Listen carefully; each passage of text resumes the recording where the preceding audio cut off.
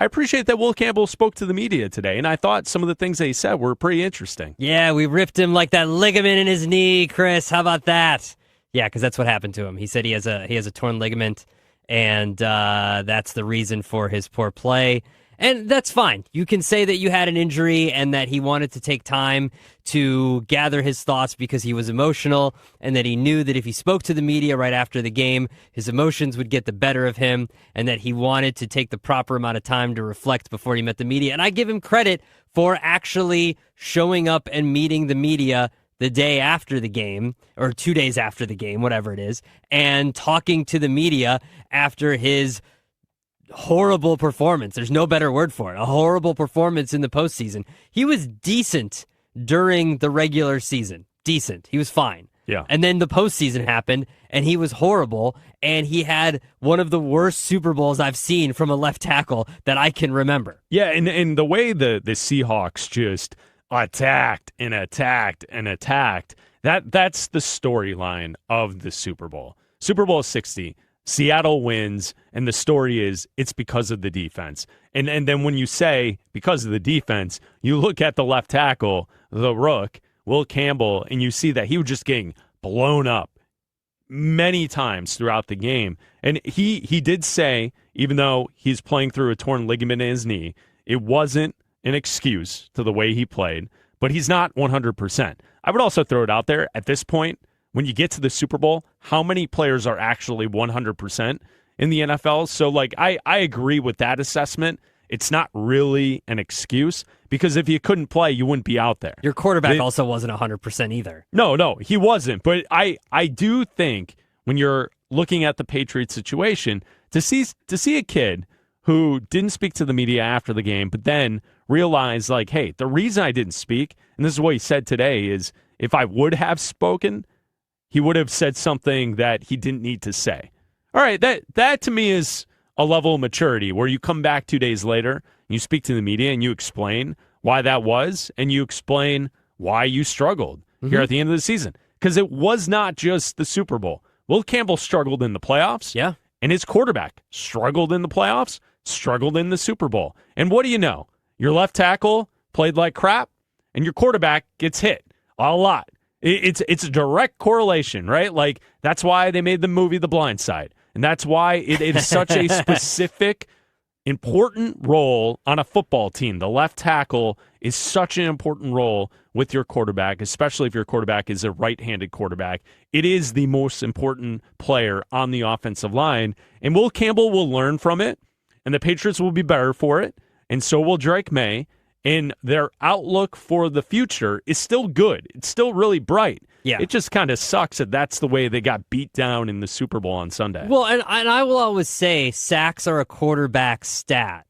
And I will say it until I'm blue in the face. Sacks are a quarterback stat until they're not. There's always some exceptions. It was a free run on Drake May. Exactly. There's always exceptions to the rule, and I think that when you watch the game on Sunday, you could see that the Seahawks saw a weakness that they could exploit. Yeah. We went into the game talking about how Mike Vrabel, being a Bill Belichick disciple, would see a weakness in the offense that he could exploit and find a weakness in the defense also that he could exploit on offense, and that on both sides of the ball, he would find something. And that on offense, he would try to take away JSN, Jackson Smith and Jigba. And he was dealing with injury, so he wasn't on the field a lot. So they found other ways to limit what the Seahawks could do on offense for a limited amount of time, right? And, we thought that he would find a way to limit what they could do. It was really the Seahawks that found the weakness in Will Campbell and said, guys, we're going to throw everything we can at him. And that's exactly what they did. And the Patriots tried to bring in help. They tried to bring in tight ends. They tried to bring in running backs. They tried to do everything they could. They tried to chip, and they eventually found some help because you saw in the second half, it wasn't as bad. He got sacked 3 times in the first quarter. Yeah, he did. It was bad. And so they found ways later on in the game to give some help to Drake May, but early on, you knew that it was just going to be a problem. Well, I think some of that played into that was the lack of a run game, right? You had 13 carries between Stevenson and Henderson. So I know that previously in the playoffs, Drake May used his legs as a part of that run game. He ran the ball 5 times in the Super Bowl for 37 yards. He was the leading rusher for the Patriots. But I would have thought, you mentioned exploiting what Seattle could do, and obviously the way the game started and the way that Seattle was hitting behind the line of scrimmage and getting after Drake May, there was very little for the Patriots to do.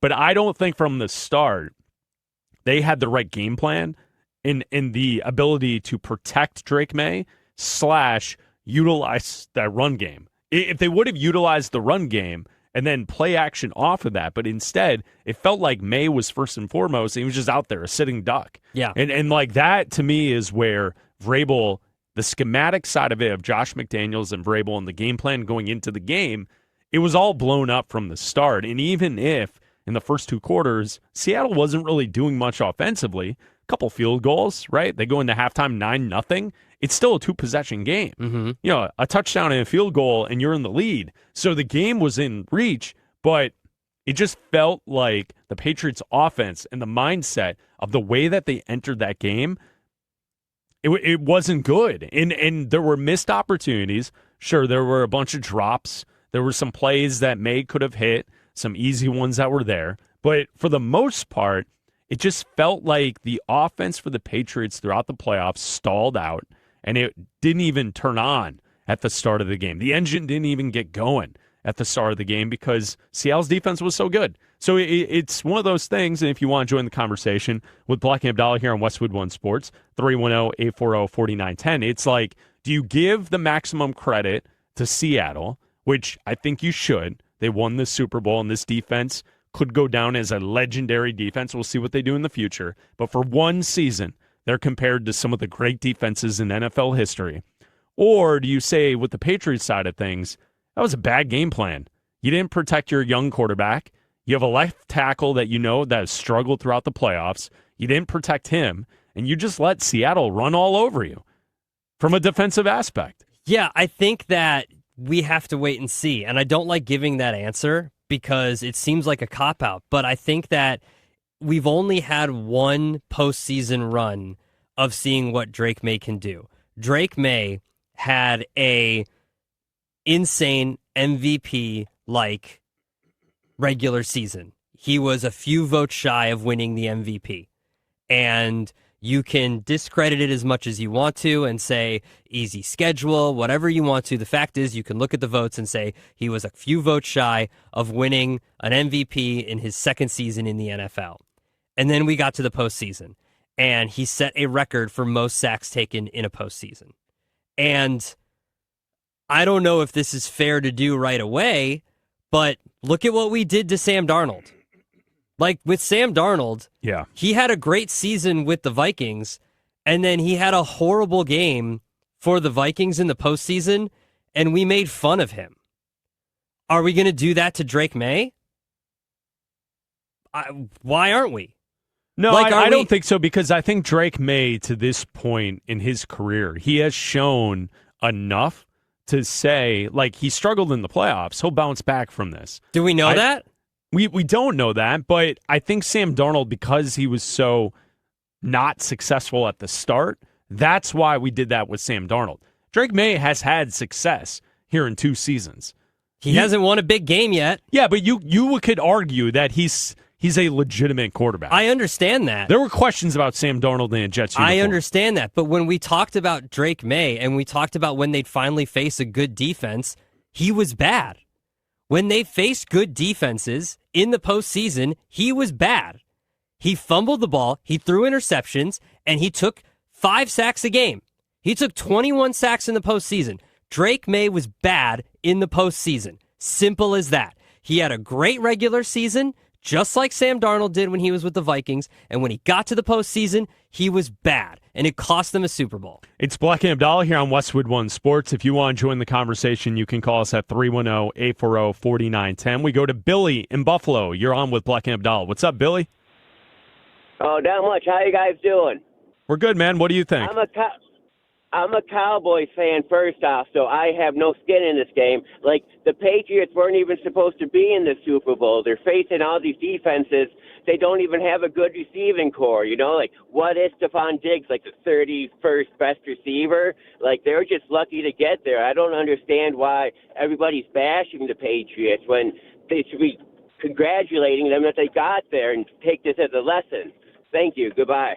Yeah, thank you, Billy. Billy from Buffalo. I'd say this. Here's where I disagree with Billy. This is not about participation trophies. It's not bashing the Patriots by saying there's a fact that they lost Super Bowl 60. It's a fact that Drake May got hit 11 times in the game, sacked 6 times. That's not bashing. Those are facts. The fact is Will Campbell did not play well, which led to his quarterback getting hit. That's a fact. That's not bashing.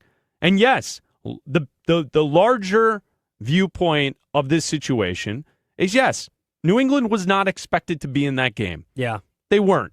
I said that they were charmed the entire run, the entire season. They played an easy schedule. Mm-hmm. They caught a lot of breaks in the playoffs. They took advantage of the breaks. They found themselves in the Super Bowl. That's not bashing. But also, you don't play in the NFL for participation trophies, especially when you're a franchise that's won the most Super Bowls and been to the most Super Bowls. Patriots fans can't think of this as, oh, gee, it was fun to be there.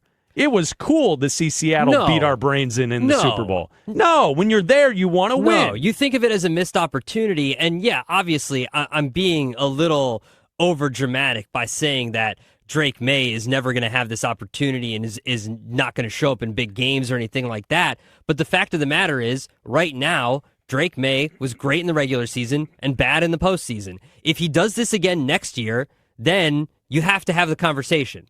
If Drake May has another great regular season and then busts out in the postseason, then we have to have a conversation. You just have to.